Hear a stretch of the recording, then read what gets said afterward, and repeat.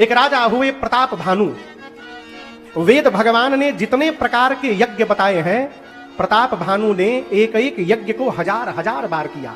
किसी भी यज्ञ का पुण्य अपने पास नहीं रखा, सारा पुण्य भगवान को समर्पित किया।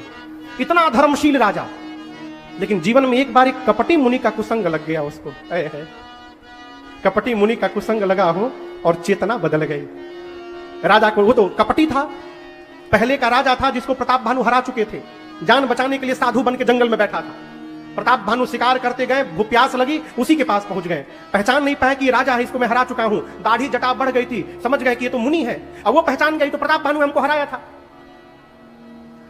उससे बातचीत हुई तो उसने लगा बताने लगा प्रताप भानु के बारे में। प्रताप भानु लगा, अरे तो बड़े ज्ञानी महात्मा है।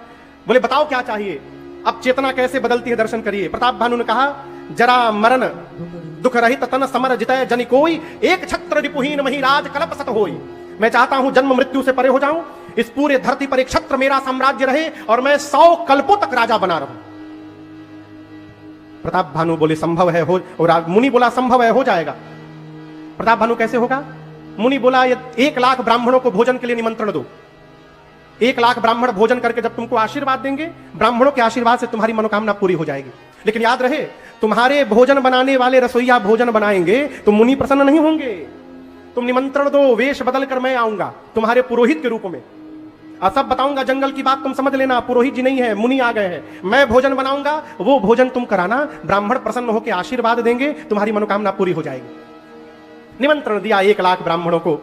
वो कपटी मुनि गया, वेश बदलकर भोजन बनाया। मुनि लोग बैठे, थाल आई, भोजन आया।